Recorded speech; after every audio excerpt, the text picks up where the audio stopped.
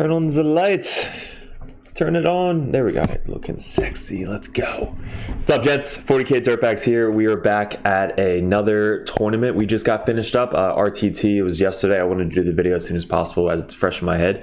If you guys are on the Discord, I've been commenting about what we've been using with the Armigers, testing, the lists, all that stuff. So if you aren't a part of the Discord, go join that. The guys are freaking awesome over there, Dirtbag Nation.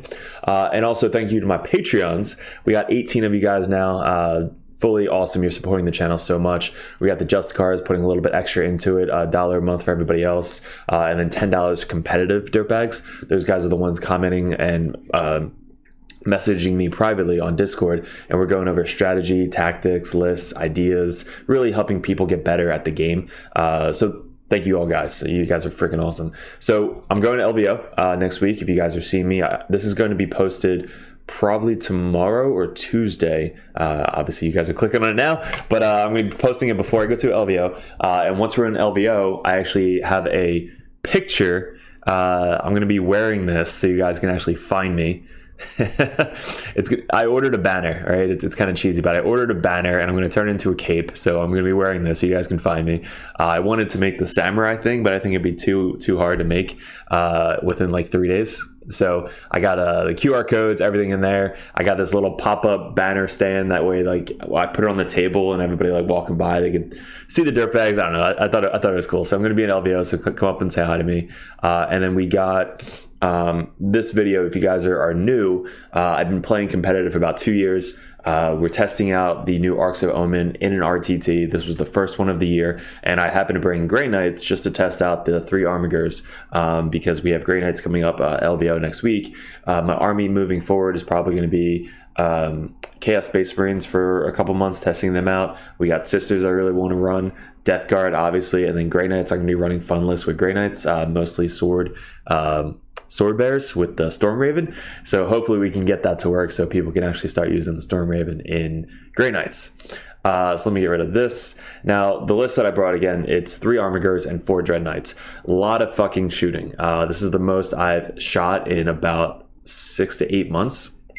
Pre this, I brought Dreadnoughts almost every single game. Armor Contempt came around and Dreadnoughts were kind of like useless. So now with Armor Contempt gone, Dreadnoughts AP2 actually does something. You can boost them up to AP3 with a stratagem. You can make them Strength 9, Strength 6, AP2, AP3. With Empiric Amplification, they go up to 2-3 damage each. So it's very good. Like the shooting 30-inch range, they move 9. It's really, really good. You bring a Tech Priest in there, they hit on 2s. Drago gives them all rerolls. The Grandmaster rerolls 1s. It's a huge shooting platform, right? Add 3 Armigers in there on top of that. Armigers, Strength 7, -2, 3 damage. That's kind of what puts them over the top, is that 3 damage. Because anything that has -1 damage, they're still doing 2 damage every time they go through. The -2 AP is amazing for Armor Contempt. And then they shoot 60 inches. So basically, every time somebody asks how far they shoot, I just like grab my tape measure and I just measured 16 inches. And then I just like put it down and like, oh, okay. I'm like, yeah, they shoot really far. So I tested out that they walk on turn 1. Now, when you bring them in free blades with Grey Knights, you can bring them in with free blades. You don't lose any powers, any of that stuff, secondaries, all that stuff stays the same. And then you get to pick one of the attachments. I didn't see all the other ones. I know there's a good one that you get +1 to hit on vehicles or monsters or something. But mainly, if you're bringing 4 Dreadnoughts, you're not really going to have a lot of room to deploy. So if you don't have turn 1, you're going to get shot. So I put them in reserves. Reserves are free now, and they can walk on turn 1 with one of their special Brotherhood thingies. So look it up. It's like Marshall. I forget what it's called, but they walk on turn 1, so they can walk on any board edge besides the enemy player turn. You can't walk on their deployment zone, and you can't be within 6 inches of their battlefield edge. So that's like the only restrictions, but still you can walk on really almost anywhere, 60-inch range, and get a really good line of sight onto their models. So every single game we'll go over that. Now, most of my tournament videos, almost all my tournament videos, I take pictures of each game and I talk about it. So that's going to be the last half of this video, is me going over each game, what I learned, what I could have got better at, and also you seeing how the Armigers performed and what I'm probably going to change moving forward. If you guys are a full Grey Knight player, I'm going to tell you what you're going to be looking at. moving forward, probably going into Arcs of Omen. So let's get into the list. The list is going to be pretty simple. It's kind of tiny, honestly, but this is the list. So we're bringing Prescient Brotherhood. It's still a very good Brotherhood. It's the 1 CP on a 6+, and then you get 1 CP strat to reroll hits and wounds of 1, which is very good. On a 5-man, interceptor squad, throw them out there and just kind of spend 1 CP. They're just munching people in combat. And then also on the Grand Master, I realized that he hits on 2s, so rerolling 1s on himself and 1s to wound is huge. So doing that 1 CP in the shooting phase for him and then 1 CP in the melee phase for one of your units is a very, very good stratagem.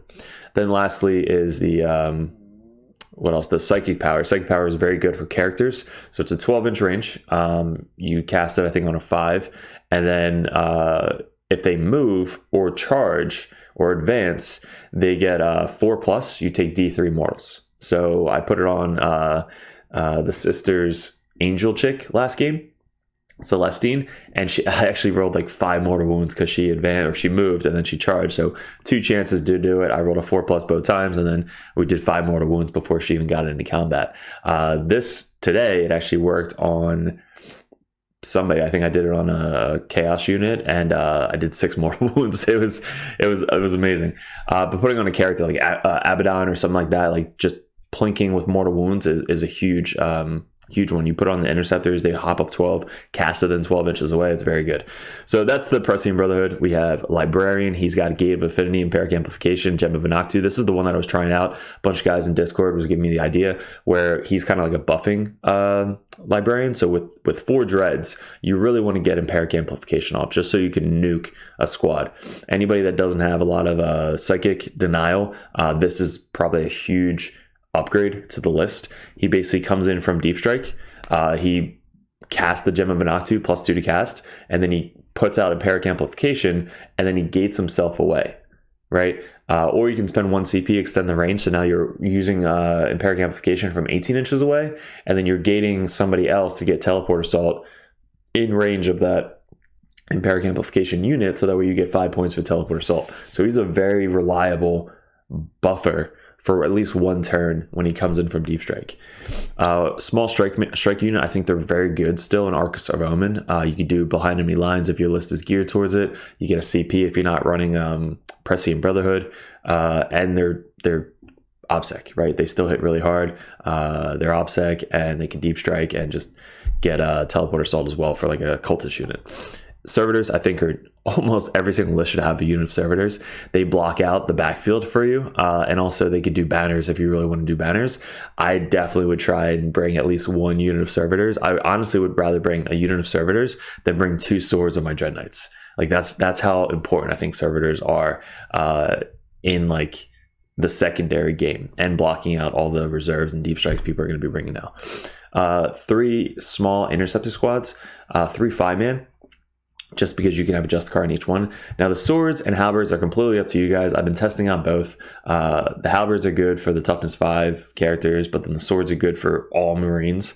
Even toughness 5, you're winning on 4s, but 4s, 5s, and 6s are -3, so they need 6s to save or they die, right? So swords are still really good in Arcs of Omen. So 3 interceptor squads, 3 heavy dread knights. I don't know why I said heavy, but they're nemesis dread knights. They all have dread fists. I didn't put any weapons on them, and that's kind of my mistake with this build, right? So 3 dread knights, all side cannon silencers. I was just trying to build a weapons platform to try and test it out.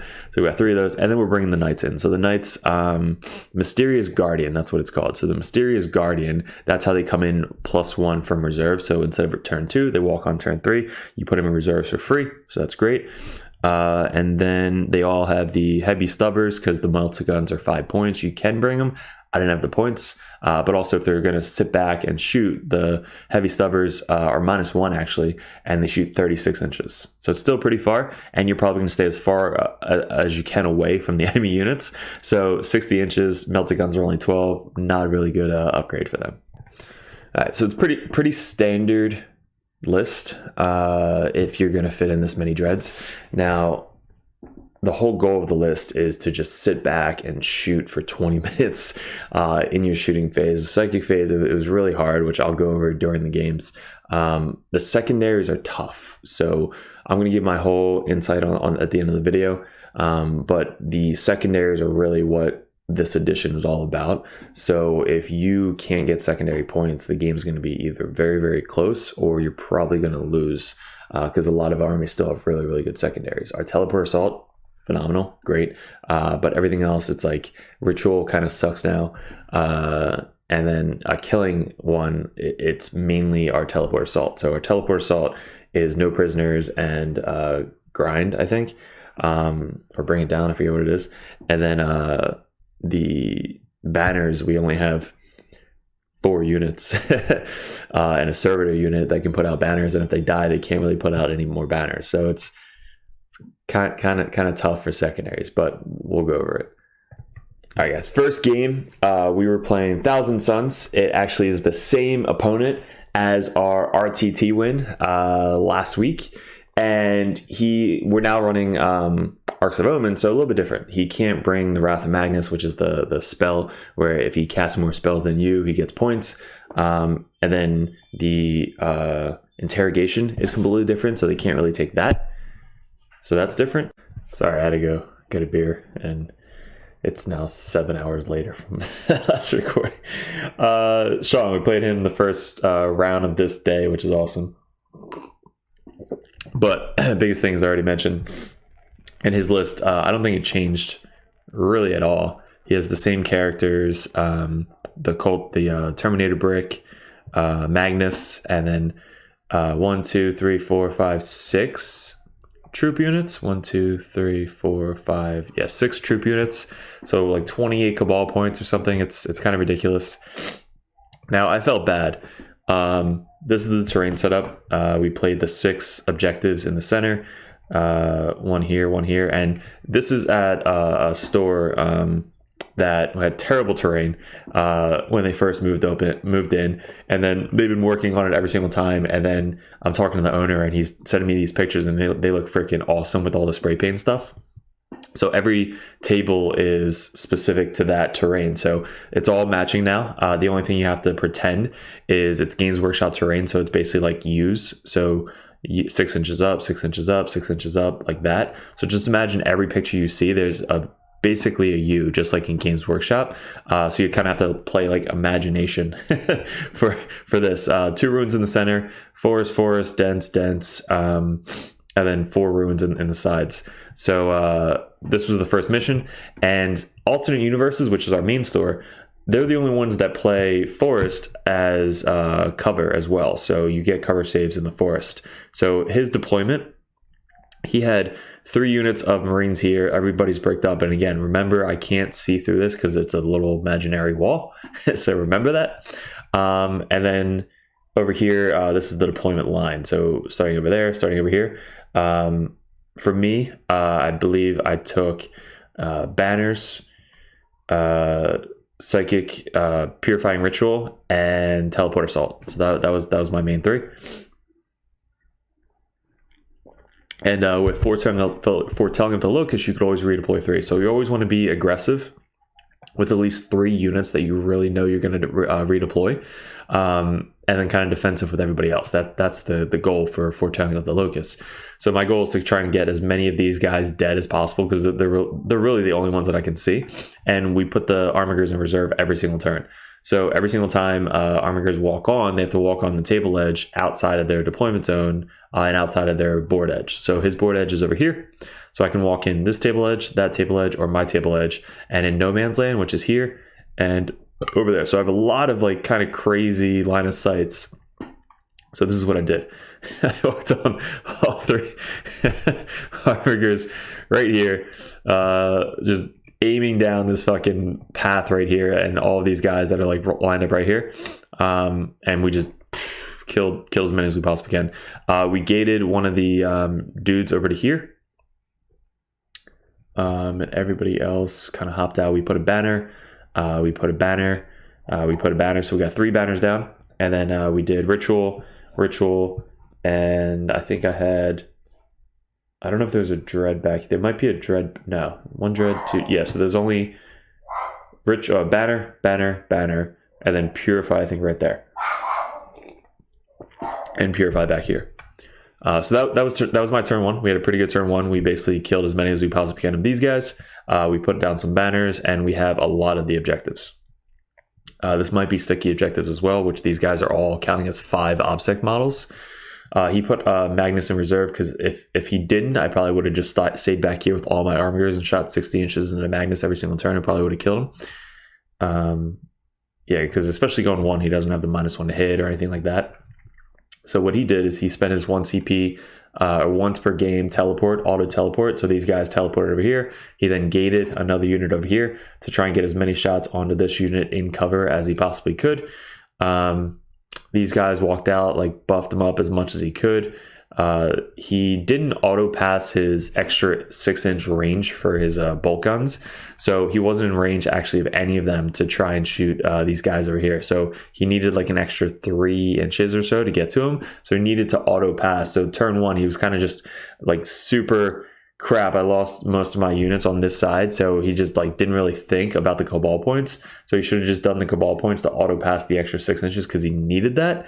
And if he did, he probably would have killed one of my Armigers on turn 1. So we have a sticky objective there. These guys aren't sticky, but if I bring this OBSEC Grandmaster over to there, they'll be sticky, and those things can be sticky and then they can walk off. So on my turn, we gated, or we deep struck this dread over here, because again, we have teleport assault. We deep struck this Libby, which is the buffing Libby right here, to try and get within 18 inches of these guys to try and do the power. And then our mortal wound Libby, I don't think came down yet.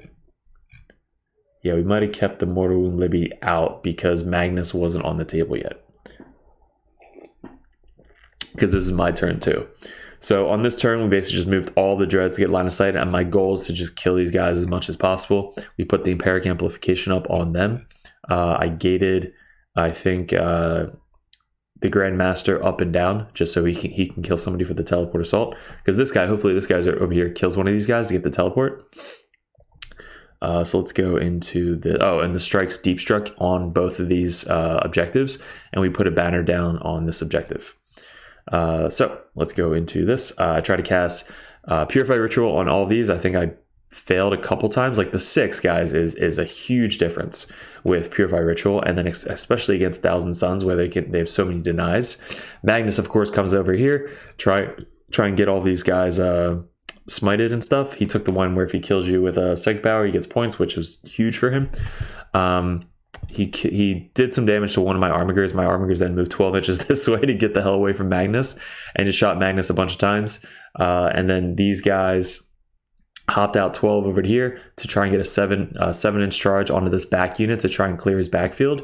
All my dreads, this guy got gated up to here. The other dread shunted up to here. So I have all 3 dreads in this corner now, and they're all OBSEC. So I have sticky objective, sticky objective, sticky objective, sticky objective because of the strikes. So it's always good to have really 1 strikes in your list just for scenarios like this. This dread got shot a ton, so he's down to 3 wounds. He only healed him by 1, which I'm missing my auto heal 3. This game, he failed the CP. He periled. And then he periled again, so that's why he's down to 2. And then I think he failed, and then he rolled 1 to heal this guy. So literally this dude did literally nothing the entire game, which I was so freaking bummed about. But if you notice, he hasn't really left this corner of the field. He wasn't able to get on any objectives. So in this mission, it's a hold 2, hold 3. So I was able to stop him on primary almost most of the game. Magnus comes in. I shoot him a bunch of times with the thing. 1 CP, you auto wound on 6s for all of them, which is ridiculous strat. So I walk on, auto wound on 6s every time they shoot. So Magnus, like, I don't care if he's -1 to hit. It's basically just auto wounding on 6s. So I'm looking for 6s, hitting on 4 still, and then wounding on, I believe, 4s again, and 3 damage. So any 4-ups that he fails, it just goes to 2 damage each, which is huge. He's got 2, 3, 4, 5, 6 Terminators left. after the last round of shooting. Strikes walked out, so I can at least like charge them if I want to, or just kind of screen block. And then everything else kind of stay back. So notice like these guys didn't really move most of the game, so they're not really doing it. They're just casting Purifying Ritual. These guys are just casting Purify Ritual, and all my dreads have to cast Purify Ritual to do anything. So I'm missing a lot of units, I'm noticing, with this list, so I can't really be doing Purify Ritual on every objective like I used to be able to, and he keeps denying it a lot. So either fail because it's a 6 now, or he denies it. Let's go into this turn. He moves up. He's got 2 dreads left after I charged them. So I charged, killed a bunch of guys, and then I consolidated into them because I think they still had the Empiric up. Magnus has his +2 to deny. He gets to reroll like a bunch of powers and then denies. And then these guys made their charge into this unit back here to try and kill them off the objective, take down his banner, and then just kind of sit on the back objective. So I got him a 0 again for primary. And then all my dreads now are up here. This dread died to psychic powers. Magnus hopped up here, and then he charged this way. So he basically moved 16. So he hopped all the way down to here and then charged over. Killed one of the dreads to psychic powers, and then he killed the other dread in combat. This guy lived with 3 wounds left. And this guy charged it as well. Didn't really do anything. These 2 hopped over to try and do the psychic secondary for Thousand Suns. This guy lived and my guy lived, so kind of just slap boxing in the middle right here. There's 2 characters on the other side of this wall. They're basically just smiting these guys off the objectives, which they did. And I still have all 3 of my dreads up here, kind of just chilling and shooting across the table. So the fire lane here is all like shooting these guys, moving up, shooting these guys, and then obviously you can see Magnus the entire time. So I believe I spent 1 CP and I walked that guy off of the table. You can choose up to 2 Armigers, and if you're within 6 inches of the table edge, you can put them in reserves. So that's what we did. We put him in reserves, or he forgot a rule where he gets an extra D3 damage, mortal wounds after he attacks, which that might be what happened. So he makes his attacks, and at the end, if they're still alive, D3 additional mortal wounds, which he might have rolled a 3 and he just died. So one of those 2 things happens. I think he died. Doesn't really matter. We're up by like so much on primary. He finally got primary. I think by holding this one and this one. He took down my 1 banner down here because when Magnus was there, it went down. And then yeah, so let's go into the last turn. Magnus literally just starts fucking moving up. So he moves up 16, gets the charge on my Dread Knight up here. That's him moving it. So he's not actually over there. He like lands right here. So he gets the charge off. Grandmaster shunted for 2 CP up to here, just to try and get Teleport Assault to try and kill that one guy with 1 wound. And oh, my Armiger did go into reserves. So that's what happened. Armiger went in reserves. He then walked in over there to try and shoot the last guy that was alive right here. So he had 1 character there, 1 character there. Libby came down back here the turn prior on turn 3. So he came down over there. And Magnus is left. This 1 Terminator is left. And this guy back here is doing the secondary back here. So end of the game. This is the final table. We outshot Thousand Suns, which is rare. And we ended up with 88 to 48. So again, look at the primary. So we got 0, 0, 0, and then 8 because he went second. Secondary, he only got 2 on the secondary. Banners, he got 4. Mutate, he got 9. And then Sorcerer's Prowess, he got 13 in 1 turn. So anytime he kills a character, he gets 5 points. He kills a unit, which is a Psyker, he gets 3 points. And then just a regular unit gets 2 points. So T-Stun still has a really good secondary, which is that one. Mutate, which is also pretty good. And then Banners, he couldn't get to the Banners really at all. It's really good for that mission. He's just for that setup, it was kind of too fast for him. We got 44 or 45 for primary, 12, 12, 12, 12, 12. Teleport, we only got 10. I missed it the first turn because I think he spent a stratagem to try and save his dudes. And then the last 2 turns, I couldn't get really my guys to kill anything. Banners, we got 14. and Purify only got 9. So turn 1, I only did it once because, again, I don't have a lot of people to do banners and Purify. So that was the biggest thing I noticed. If you guys notice with all these scores, the secondaries are pretty low. Teleport should really be 10 to 15 every single game, so almost guaranteed 10 to 15. Banners, I focused more on that because there were so many more secondaries. And then Purify Ritual, I either rolled a 5 or lower, or he denied me because if I rolled a 6, I was like, yes, I rolled a 6. And then he just denied me. So Purify was definitely a big notice for this. So I was happy there. I still got 9 against tsons though. And then let's get into our next game. So next game was against Chaos. So Chaos Demons. I actually played this guy last time I was at the store. He was a really, really nice guy, and he improved so much since the last time I played him, which was really cool. These skull shooting dudes are insane. They shoot 48 inches, like 3 plus D3 shots, strength, whatever. It's an awesome model. And it's 90 points. So literally 90, 180, 270 points for 3 of these guys? God, they should be in every freaking list. He had 3 units of 3 Nurglings. He had 2 big units of these Slaanesh chicks, like Calv. He had a couple characters. He had Be'lakor, so this is the Be'lakor one. He had a unit of the Hound Dogs. And then he had the whatchamacallit, these things. So he had a unit of these guys as well. So he's got the long range shooting. He's got really, really fast units. And Be'lakor is just a beast. And then he had 2 4-man unit of flamers and a 3-man unit of flamers, and a unit of 3 of these guys, which are 7 wounds, T6. And if you don't kill them each phase, they heal completely. So if you don't kill them fully in the psychic phase, they heal. If you don't kill them in the shooting phase, they heal. If you don't kill them in the melee phase, they heal, which is crazy. So you really have to focus them down if you're going to focus them down.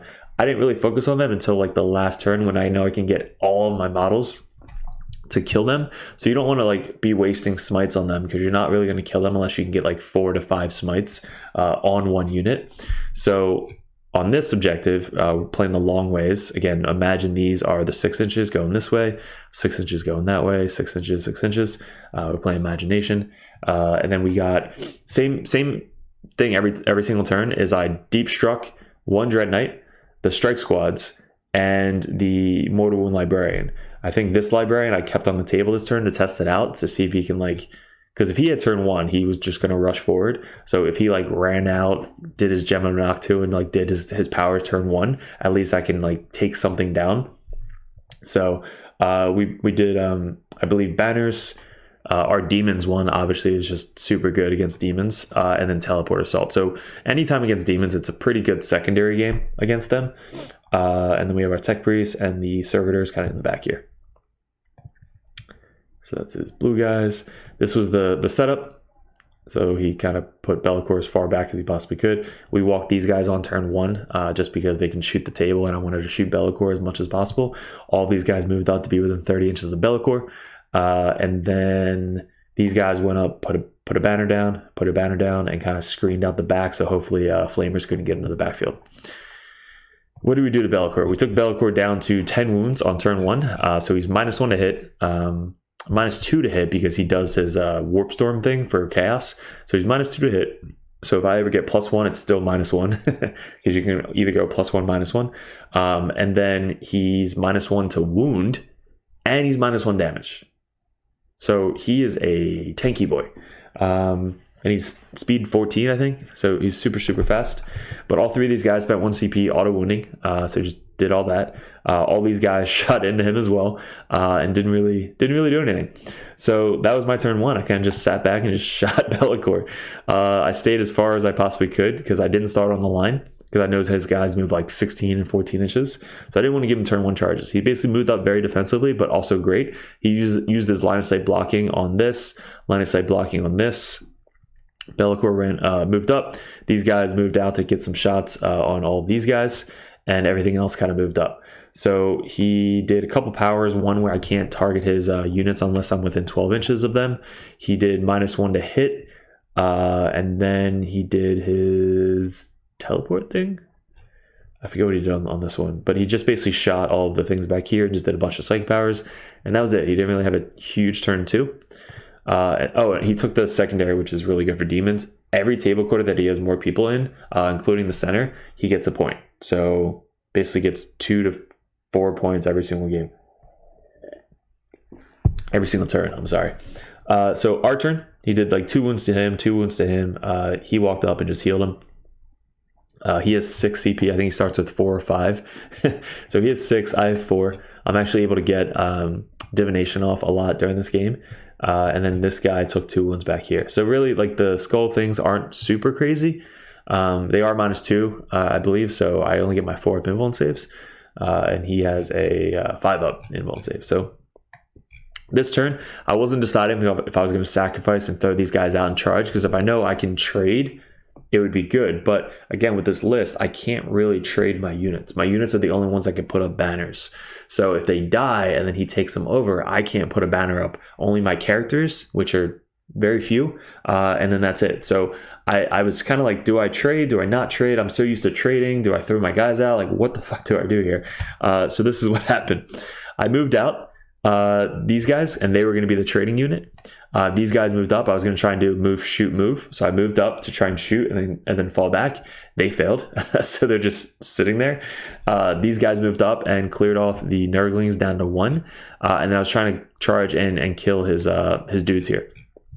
So these guys stayed out of line of sight from this thing. They all moved up, shot Bellicor. These guys actually backed up. So if you guys are noticing, gun lines, back up. None of them have weapons besides the Grandmaster. So they're all in the dense cover of the forest. So they all -1 to hit. So it's harder to get shot at, but they also shoot 30 inches. So they're basically just shooting Bellicor. All the dreads are shooting Bellicor. All these guys move up. We deep struck the guy back here this turn. So he was going to try and get a teleport assault. Libby came down over here, which was probably my mistake. Definitely was my mistake. Came down, did some smites, killed some dogs, and he still has his full unit over here. So yeah, this is what was left. So we killed down to 1 dog.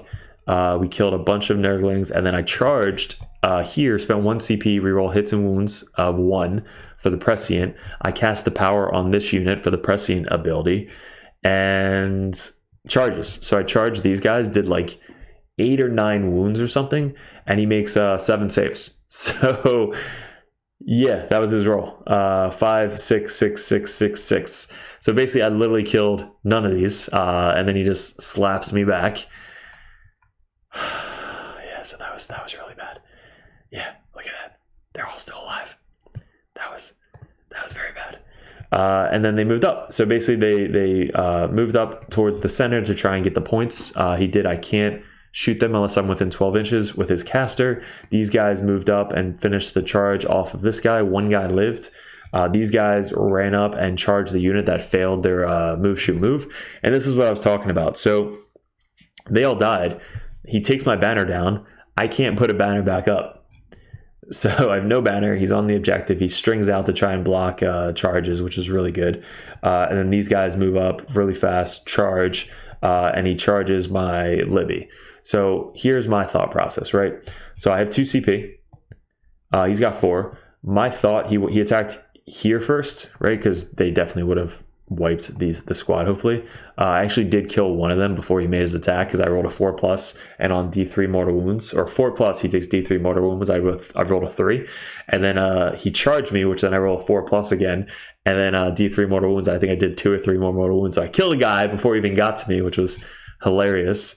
But over here, so he charges me into my librarian, and I'm like, all right, so how this works, like, knowing the charge guidelines is so clutch, right? So I interrupt with my Libby, thinking that if I can consolidate 3 inches over to here, which then makes him closer, I can then pile in and then consolidate over here, right? Now, since this servitor is closest to this guy can't move, right? Hopefully you're following me. I pile in, so I'm about 3/4 of an inch away. I pile in 3 inches over here, staying 3/4 of an inch away, but now I'm closer to this guy.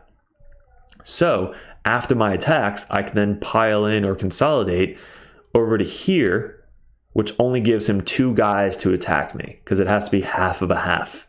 So only these 2 can attack. So I'm like, all right, maybe I can survive 2 guys hitting me because I have +1 on my save. I have the 5 up, feel no pain. I'm like, all right, spend 2 CP, try and survive. If I don't spend 2 CP, I have to survive 3 of these guys, right? Don't think that's going to happen.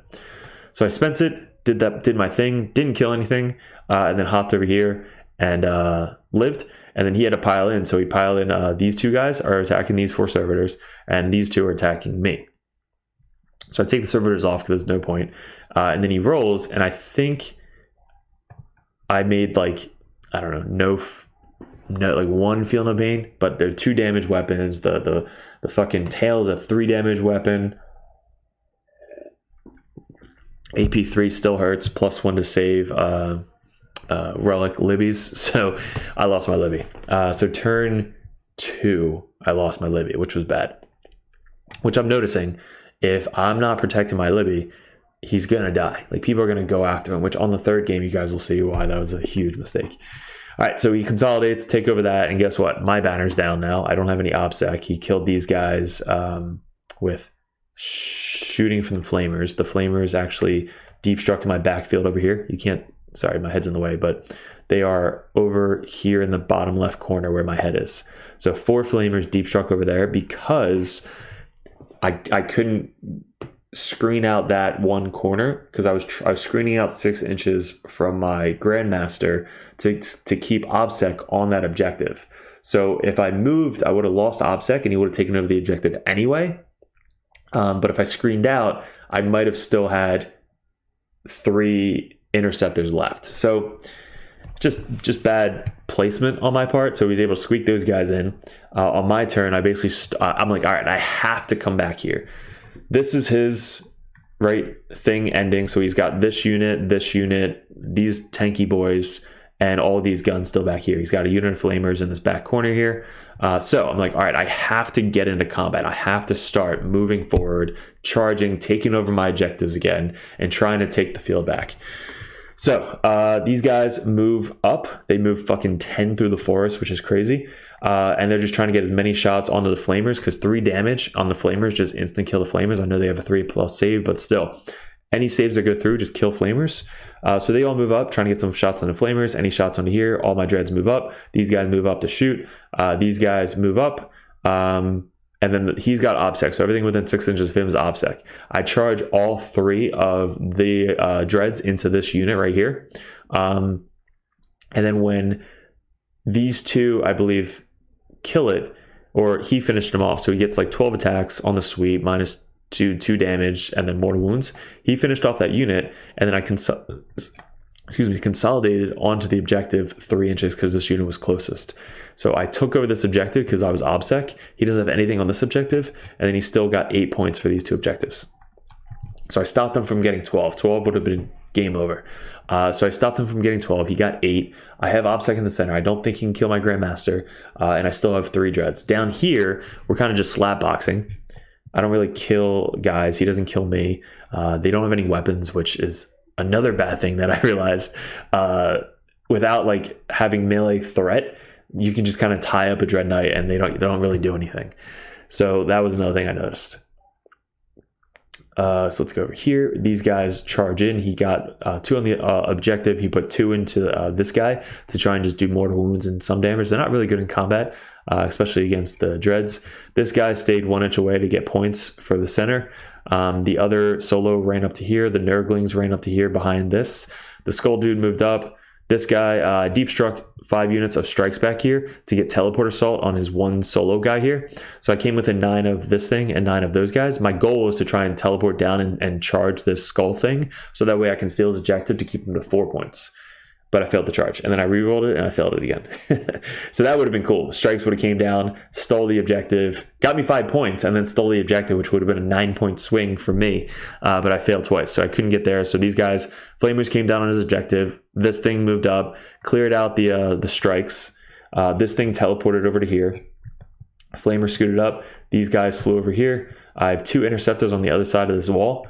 And then these dreads are still locked in combat over here.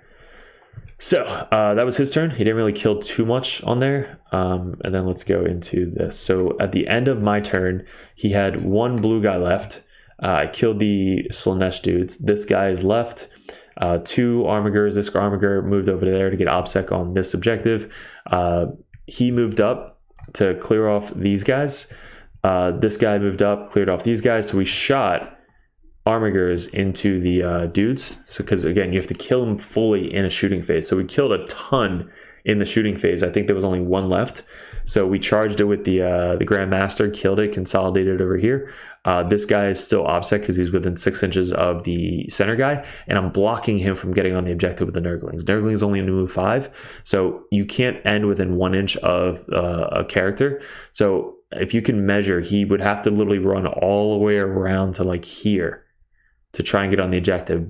But he could probably only fit one guy right here because I'm OBSEC.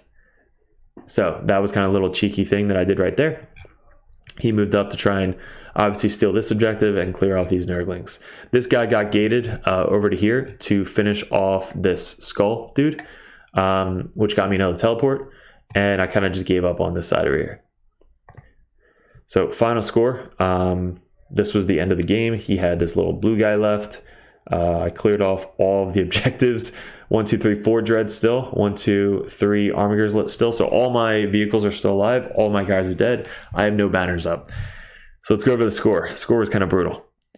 We had 15 for teleport. We got it on turn 2, turn 3, and turn 5.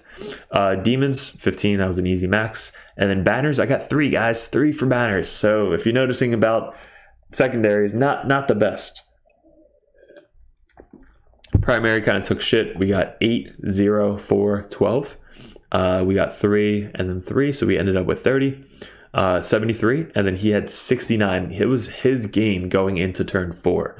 Once he crashed and like didn't really kill, like he did a lot. But he didn't tie up or kill what he needed to kill, which was bring it down. And that's what I told him at the end of the game. If you just focus on the vehicles rather than all of the troops, he then would have got bring it down points.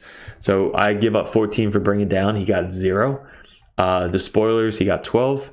Rebels, he got 13. And then he had 34 for primary. So he beat me on primary.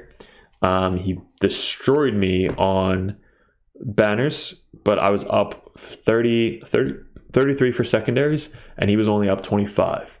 So that's kind of where I made it up. So only by 4 points, guys. So very, very close game against Demons. Really good player. Really fun guy to play against. Final game. Made it to final round. Let's go. Death Guard. Or not Death Guard. Fucking Blood Angels. This is Zach. We played Zach at the GT Mythicos, where we came in second out of 44 people, which was insane. That's where we beat Innes, who's like ranked number 7th in the world. I will always say that. Tyranid player.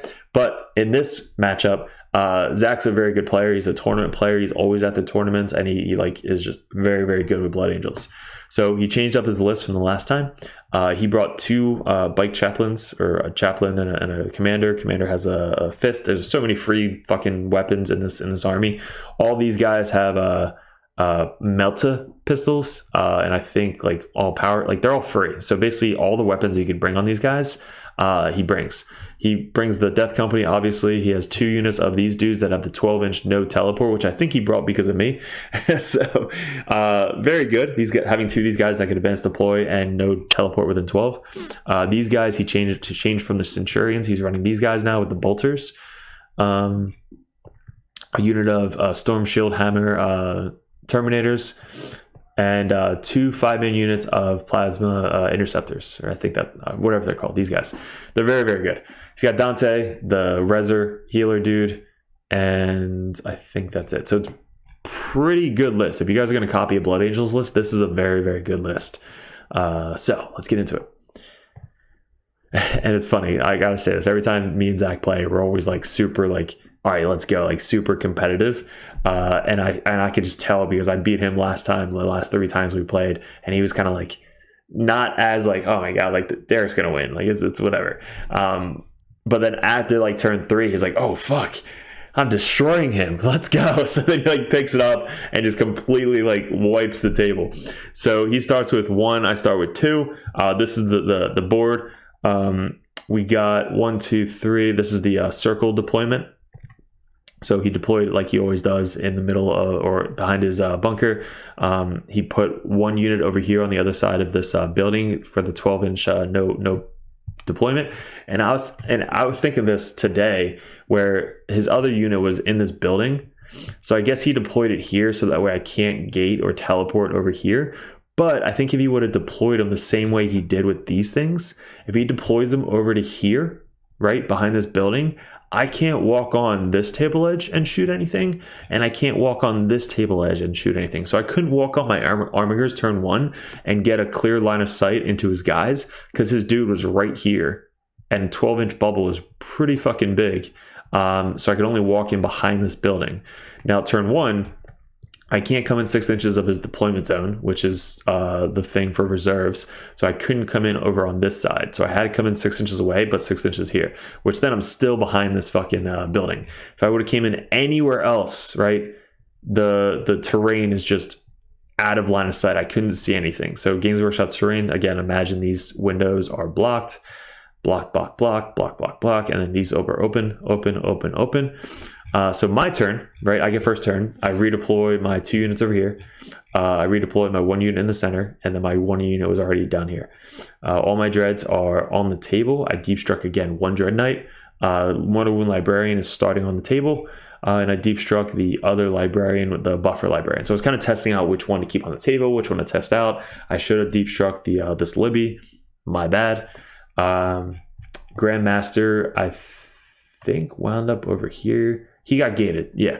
So he got gated up to here, so that way it's sticky objectives. So basically, he got gated up here to make this objective sticky, so that way I can walk off if I need. And I basically was just preparing for him to walk out. Armigers walk on, waiting to see where he goes. They're gonna basically aim for the plasma dudes. So that's kind of what my goal was turn 1, was they're going to walk him on. He can't see me. I can't see him. He put 1 plasma guys in reserves. So I walk on and just wait, right? I don't have a lot of angles right now. I did get a charge off on turn 1 with these guys. I think I had like a 7-inch charge because we're only 18 inches away. So they basically start right on the line. They hop 12, and then he's right on the line. So I have like a 7-inch charge. He's right against the building. So I make the charge. I kill his Death Company, which is great. So he didn't want to redeploy him. So he started right on the line. I killed him. So I made my points back. But I took Purifying Ritual. I took Banners. And I took Teleport Assault. So I thought I had it because Banner, Purify Ritual, Purify Ritual, Purify Ritual. So I got 3 Purify Rituals, which got me 4 points. And then I put out 2 Banners, which my goal was to get 10 on this mission. And then obviously Teleport Assault. So I couldn't get Teleport Assault. I think he came over here to try and get Teleport Assault on this unit. But he rolled a lot of good saves, and it was just bad. So he basically has everything bricked up in here. I'm planning to lose these guys. I kind of use them to trade, so I knew they were going to die. So his turn, moves Terminators out, moves his Sanguinary Guard out. Sanguinary Guard stay back there. These guys at the jump, they stay back there. Everything else kind of like scooted up. He moves Terminators out. Everything basically charged these guys just to try and get some movement. So these guys backed up. I tried to make this charge. It was like an 8-inch charge, but I failed. So they're kind of just waiting there. And then I wish I charged it, because then I wouldn't have got countercharged here. So if I made that charge, which I did reroll, if I made that charge, I clear off this objective, I stay here, I can then back up, right? Cast Purify Ritual or Banner, probably both, because my strikes would have came down on this objective to put a Banner down and Purify Ritual. So since I didn't do that, they have to walk up, charge. These guys moved up. So if I charge these guys, I'm going to get countercharge and die. So that's what I see coming. So he finishes off these guys. Not a lot of shooting going on. He then moves up. So this turn, his Terminators got like 11-inch charge. So they basically charge all the way out to here into the center of the table. Because you don't really need these guys to finish off these guys. There were so many other people in the building to finish them off. So basically he made 11-inch charge to get all the way out to here, which is called slingshotting, guys. It's awesome thing to really master. You slingshot a really slow unit to get really far during the charge phase, and then you consolidate. So you basically get almost a 6 plus 2d6 movement in your charge phase. So he's basically sitting in the center of the table here. And I finished these guys off over here. So this is where they ended up. I don't want them to be there. But I'm like, all right, maybe I can try and survive. Maybe I can shoot these guys off a little bit. So this is where I messed up. This is the bonehead move of the game. See this guy right here? The mortal wound librarian? Yeah. Bad play right there. Game losing play right here. Don't do this. I was 15 inches away from his Terminators. So his Terminators are here. I was 15 inches away because I can extend the range by 6. I should have been over here. So I'm thinking if I'm over here, right, I defend by killing the shit out of these guys. He doesn't have anybody to counter me. I'm kind of in the cover, so I'm pretty safe on AP3 weapons. I have these guys to do lookout, sir. But instead I have serviters. Guys, servitors to do lookout, sir, with. Yes! Got it. And I kind of fucked up. So I moved them out. Only one guy's within 3. These guys backed up because I knew that his deep strike guys are going to come down, and I didn't want to give him a free unit because, again, if this unit dies, I can't put a banner out. So this dread deep struck over here on the objective. These guys moved out. These two moved up, and I had straight line of sight to the Terminators or these guys. He rolled a lot of good saves on these guys, so I only killed 3 of them. And I know we can bring him back with the reser, so couldn't finish off the unit. And then I melted the Terminators down to 1 guy with my Libby. So I didn't even get teleport assault with him. Like, he's supposed to come in and get teleport assault. Didn't get teleport assault with him. So he's literally just sitting there. No Terminators anymore. Everything else is still backed up. I shot some interceptors over here, but he made a lot of saves. And what else? That was kind of it. So I kind of just spread out, did a bunch of random shots. These guys cleared off this objective, and that was really it. So his turn, huge turn. Like this was his game-changing turn. Armigers, again, kind of just chilling in the back, just shooting whatever they can shoot. He dropped down these guys, and this is the combo that he was doing. 5 unit of these guys, 5 unit of these guys in the center. He'll overcharge on everything, 2d3 blast shots. Rerolling 1s because of this guy and that guy. So he doesn't care about rolling 1s because he would have to roll 2 1s in a row to die, which only 1 guy died out of 10 people rerolling. So that was really worth the trade for him. So he comes down. These guys who had full rerolls got line of sight onto my servitor unit, kills them. Right, and now my dude's just fucking wide in the open, so all of the plasma just shot into my librarian. I think it took him like the whole unit to kill him, but it shouldn't have. Like he died like pretty easily. These guys came down. He then blew up my 1 dread that was back here, and yeah, so that was his turn. So he killed my Libby. These guys, look at this fucking thing. So he ran these guys up 12. These guys who were in the forest hopped up 12. The fucking sanguinary priest moved up, and then he got 3 charges off on my guys. So basically he got into the building and just took over this building. Again, guys, this was just such a bad thing. I don't have any banners left. I have 1 banner over here, 1 banner here, and then that's really it. So after this turn, all the banners are going to be coming down. I don't have a lot of guys left. So let's go into my turn. My turn, I shot, took these guys down to 2. I basically put as many as I possibly can into here. This guy didn't get shot. This guy didn't get shot. I finished off this unit of plasma guys. So I tried to kill just as many plasma guys as I could. And then I couldn't do anything to these guys in the building. He has his unit back here to stop the teleport, so maybe that's why he kept them there. That's pretty smart, actually. So these guys, I couldn't teleport really within 12 of anything back here, so I couldn't clear off the back zone.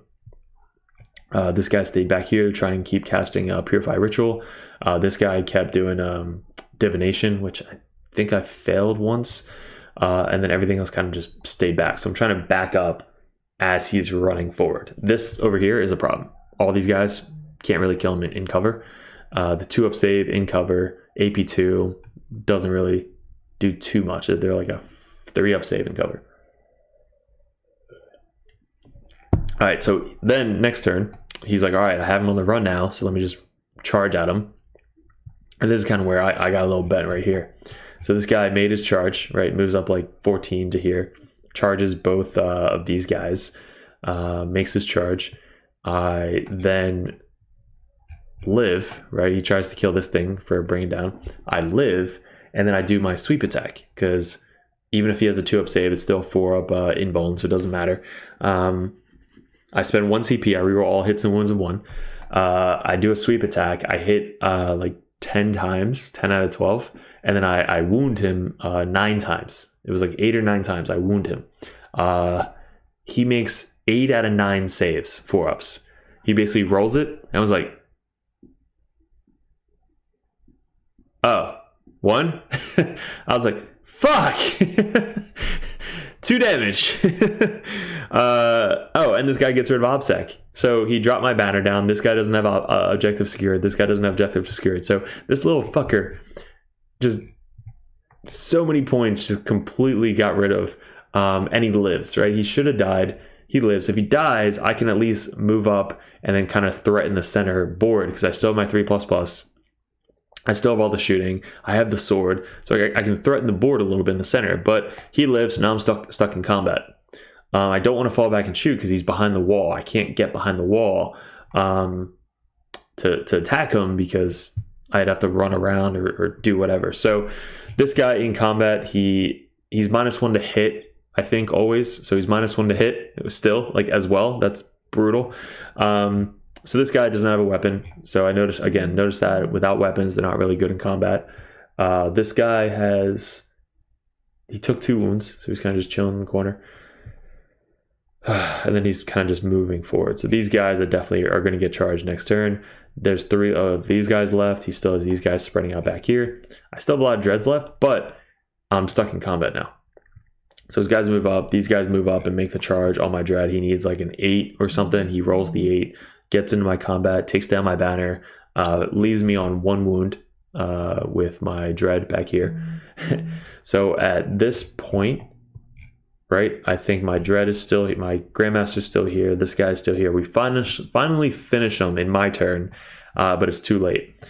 All these guys then are start moving up. Dante's moving up. All these guys moving up. This guy's in the center. So at this point, I added up all the scores, and there's nothing that I could have done. So at this point in the game, we didn't finish off the last turn because I basically just added up whatever I could have got, and then whatever he could have got. So it basically gave him as much as he possibly could and me as much as we possibly could after we talked it out. And at this point, this is what we ended up with. So I got 24 for primary, 8, 8, 4, 4, 2, 3, 2, 2. So we had 35 for primary. Teleport assault, 10. So I got 5 on turn 4. He stopped me the first 3 turns. And then 5 on the last turn. Banners, I had 5. So 2, 2, 1, 0, 0. Purify Ritual, I had really good starting off Purify Ritual. I had 4, 2, 2, 1, 1. So I got 10 for Purifying only because I got 4 on turn 1. So finished off with 70. Still getting like not a lot of secondaries. I still finished off with 70, which I was happy with the result. He got 45 for primary. Arbor the Witch, I gave him 15 because we added out. My 1 draw was on 1 wound. The Tech Priest would have died in the back corner. I couldn't run him away. And then the Librarian, I couldn't run him away either. So he had enough stuff left that if he would have taken his turn, he probably would have killed 1 to 2 characters as well as the Dread Knight. So, and then Oath was a really good one for him. So he had 15 for Oath, 6 for Bring It Down, and Arbor the Witch was 15. So he finished off with 91 to 70. So obliterated by this. So that was the final match. Now let's go over final thoughts. Now, a lot of people have been asking me for the past month since Arcs of Omen was released and teased about Armigers. Are they going to be good? Yes, I think Armigers are really good. They're going to be good in a lot of different armies. Are they needed? No. Are you going to be guaranteed win with them? No. Are they going to be better in player place terrain? Yes. So I think player place terrain, you're going to be able to set up the table how you want it to be. You're not going to have these two little buildings in the center just blocking line of sight most of the game. You're not going to have all these ruins perfectly perpendicular to like the board edges and stuff. All these forests that, you know, are blocking or -1 to hit, it's not going to be there. So I think Armigers in a player place setting is going to be more beneficial to the Grey Knight player than WTC and Games Workshop terrain, and probably your local store. Them coming in turn 1, amazing. Super cool, super clutch, being able to put them anywhere you want, walking on the table edge, getting crazy line of sight vectors will be even better, again, with player place terrain. If you're player place terrain and I put a one piece of terrain, let's say in the center here, he can't put anything within 6 inches of that terrain. So as long as I could just not put anything near that terrain, he only has the center to hide and whatever he puts in his backfield. So as you get more vectors, you're going to be able to shoot a lot more with player place terrain. So that would be my suggestion for the Armigers. They did their job. 1 CP to auto wound on 6s was amazing. I spent 1 CP to put them into reserves walking off the table edge. So if they get too close, you can put them into reserves by just walking off.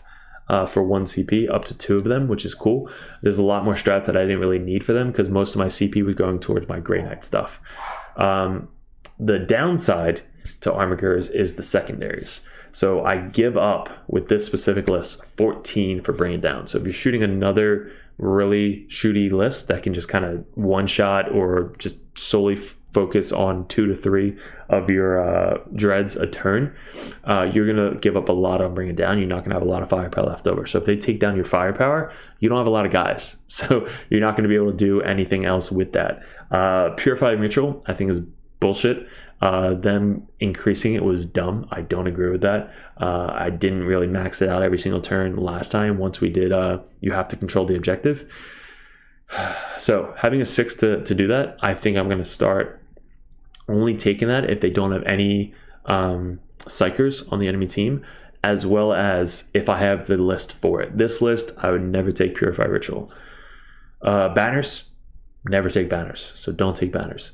Other list, definitely take banners. What do they get for you? They can get you OBSEC. So they have OBSEC. They're good with sticky objectives. They're good with stealing objectives if they get too close.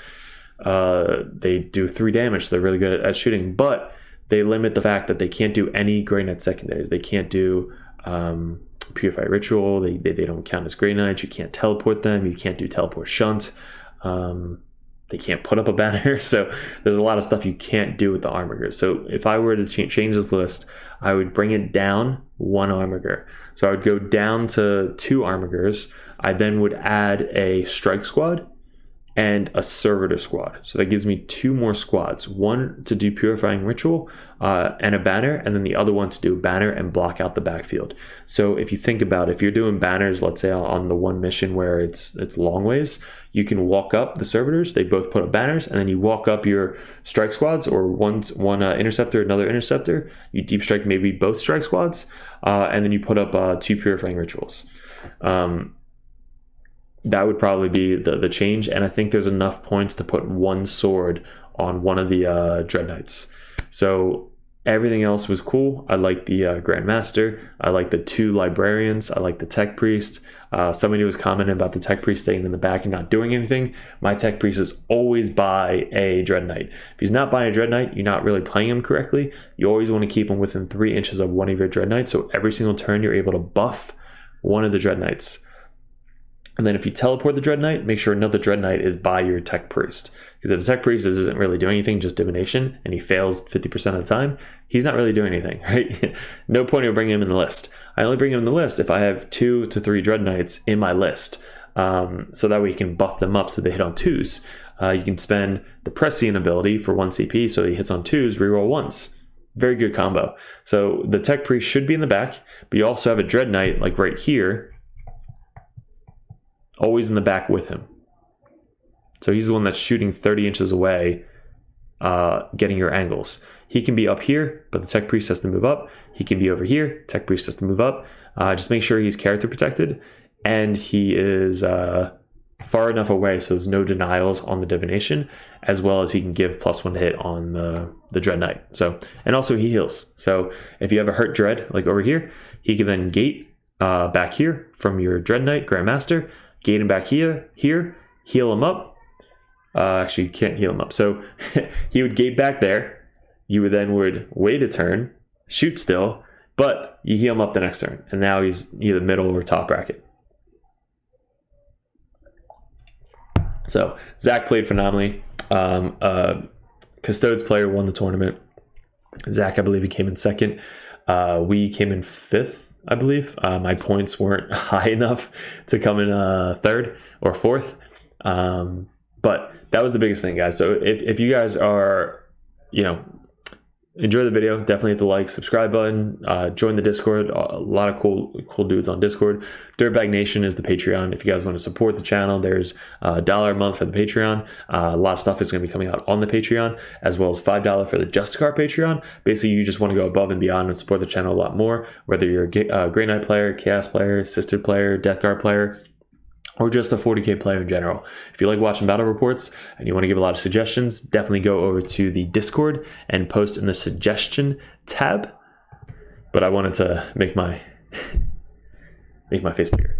All right, so LVO is coming up next week. So by the time you guys see this video, I will probably be in LVO. We got Keeble coming over this weekend to practice for it, and then I'll be running Grey Knights, old school Grey Knights. It's going to be my GT Grey Knight list, which is going to be prescient, but it's Nephilim rules. So one last hip hurrah with Grey Knights before we run really a fun Grey Knight lists, Armiger lists, Dread Knight lists, Storm Raven lists, and then all my other armies you guys are going to see on the channel. So let me know in the comments below what you guys thought about it, what we can improve on. The streams are getting better and better every single time we go. We're going to have TV up so that way we can see all the live chats. Super chats are coming in. Patreons are freaking coming in. We're working with a producer to do our widgets. So you're going to have the widget that's the 6-inch, 2-inch, 3-inch, and then 1/2 inch or 1 inch. And then in between, you're going to have 1 inch, 3-inch, 2-inch, and 1/2 inch. So that's going to be built into one widget, which we're going to be selling. So all the guys can actually be using it. We use it every single game we play, plus a 9-inch stick. No pun intended. So 9-inch stick to do the deep strikes, no arguing. Like, hey, here's a 9-inch. Let's see if you're in or out. It's just widgets are so good for this game. So we're going to be selling that for the Dirtbag Nation. So guys, I really appreciate it. Thanks for clicking on the channel. And we're really just trying to grow it as much as possible. So enjoy it, and we will see you in another video soon.